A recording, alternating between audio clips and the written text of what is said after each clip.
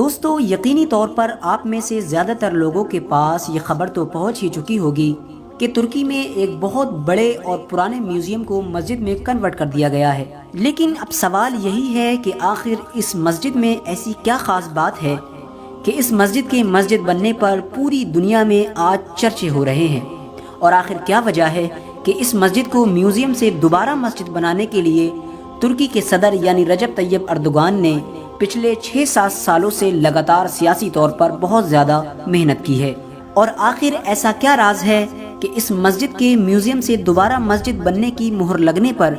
پوری دنیا کے مسلمانوں کو یہ امید ہونے لگی ہے کہ ترکی خلافت عثمانیہ کے خاتمے کے بعد اپنی جن بلندیوں کو کھو چکا تھا اور پچھلے کئی سالوں سے ان بلندی اور ترقیوں کو حاصل کرنے کے لیے مسلسل کوشش کر رہا تھا، تو یقیناً ترکی کو اس مسجد کے ذریعے سے پہلی کامیابی ہاتھ لگی ہے۔ تو دوستو آج کی اس چھوٹی سی ویڈیو میں ہم ان تمام چیزوں پر ڈسکس کریں گے، اور ساتھ ہی ساتھ آپ کو یہ بھی بتائیں گے کہ ہاگیا صوفیہ مسجد کیا ہے، اس کی پوری ہسٹری کیا ہے، اسے آخر کس نے بنوایا تھا، اور آخر کیا وجہ رہی تھی کہ یہ مسجد ایک مسجد سے میوزیم بن کر رہ گئی تھی۔ دوستو یہ کہانی شروع ہوتی ہے 537 عیسوی سے، جس شہر کو آج ہم استنبول کے نام سے جانتے ہیں۔ 537 عیسوی میں اسے قسطنطنیہ کے نام سے جانا جاتا تھا، اور یہ دنیا کی سب سے مضبوط سلطنت تھی۔ اس وقت قسطنطنیہ میں بازنطینی عیسائیوں کی سلطنت قائم تھی، لہٰذا اس وقت کے موجودہ شہنشاہ کے حکم سے ہی قسطنطنیہ یعنی استنبول میں اس عمارت کو تعمیر کیا گیا تھا۔ اس عمارت کے قلعے اتنے زیادہ مضبوط تھے کہ اس کو فتح کرنا تو دور، بڑی سے بڑی فوجیں بھی اس کے سامنے آنے کے بارے میں سوچنے سے بھی ڈرتی تھیں۔ شروع میں اس عمارت کو ایک چرچ کے طور پر بنایا گیا تھا، اور یہ وہ دور تھا کہ جس وقت اسلام سیاسی طور پر سب سے زیادہ کمزور تھا۔ اس کی وجہ یہ تھی کہ اسلام اس وقت پھیلنا شروع ہوا تھا، اور اسلام کے ماننے والے لوگ صرف اور صرف ایک چھوٹے سے شہر مدینے میں ہی رہتے تھے۔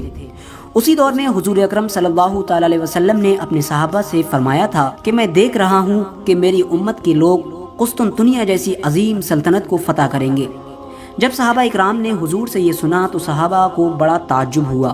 کہ ایک ایسی چھوٹی سی ریاست جو ابھی صرف اور صرف ایک شہر میں موجود ہے، وہ دنیا کی سب سے مضبوط سلطنت یعنی قسطنطنیہ کو کیسے فتح کریں گے؟ لیکن یقیناً صحابہ کو پورا یقین تھا کہ نبی نے جو فرمایا ہے وہ تو ہونا ہی ہے، اور یقیناً ایسا ہی ہوا۔ اب وقت آتا ہے 1453 کا۔ 1453 29 مئی کے دن ارطغرل غازی کی قائم کی ہوئی سلطنت یعنی سلطنت عثمانیہ کی 7ویں نسل میں پیدا ہونے والا صرف ایک 21 سال کا مجاہد یعنی سلطان محمد، جسے ہم سلطان محمد فاتح کے نام سے بھی جانتے ہیں، وہ اپنی بڑی فوج کو لے کر اس قلعے کے سامنے کھڑا تھا۔ اس کے دماغ میں صرف یہی امید تھی کہ کاش میں وہی سپہ سالار ہوں جس کے بارے میں حضور نے پہلے سے ہی پیشن گوئی کی ہے، اور صحابہ سے یہ فرما دیا ہے کہ یقیناً جو قسطنطنیہ کو فتح کرے گا وہ جنتی ہوگا، اور اس کی پوری جماعت جنتی ہوگی۔ اور آخرکار کڑی محنت اور سینکڑوں شہادتوں کے بعد سلطان محمد فاتح کو فتح نصیب ہوئی۔ قسطنطنیہ یعنی استنبول کو فتح کرنے کے بعد سلطان محمد فاتح نے اس عمارت کو مسجد میں بدل دیا۔ اس کو جو بھی نقصان پہنچا تھا یا اس کی جو چیزیں کافی پرانی اور بیکار ہو چکی تھی ان کو پھر سے نئی طریقے سے تعمیر کروایا گیا۔ اس کے بعد اس میں 4 میناروں کو بھی بڑھوا دیا گیا تھا، حالانکہ یہ پہلے موجود نہیں تھے۔ اس کے بعد جمعے کے دن اس میں پہلی نماز ادا کی گئی، جس میں خود سلطان محمد بھی شامل تھے، اور اس نماز کی امامت بھی سلطان محمد نے خود کی تھی۔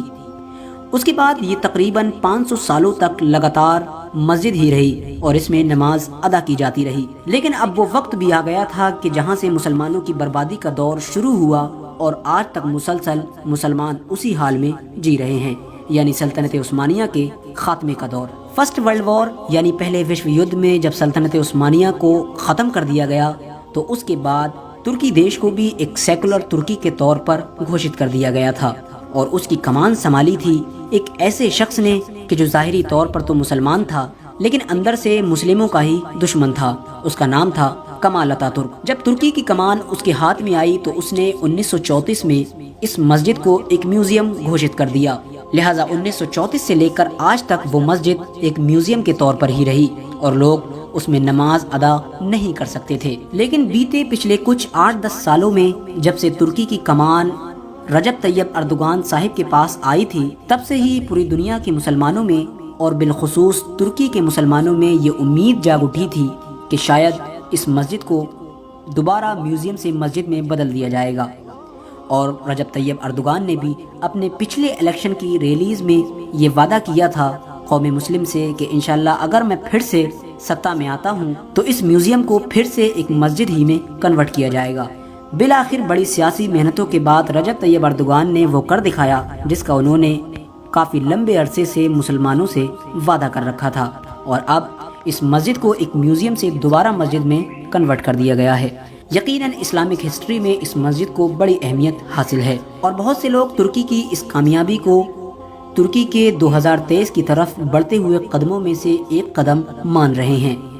لہٰذا اللہ تعالیٰ سے امید ہے اللہ تعالیٰ پوری دنیا کے مسلمانوں کو امن و امان میں رکھے اور ہم سب کا خاتمہ ایمان پر فرمائے، اور ہم سب کے دلوں میں مسلمانوں کے لیے درد پیدا فرمائے۔ آج کی اپنی ویڈیو کا ہم یہیں پر اختتام کرتے ہیں۔ ویڈیو پسند آنے کی صورت میں ویڈیو کو لائک کریں اور اپنے دوستوں، احباب، رشتہ داروں کے ساتھ ضرور شیئر کریں۔ السلام علیکم ورحمۃ اللہ وبرکاتہ۔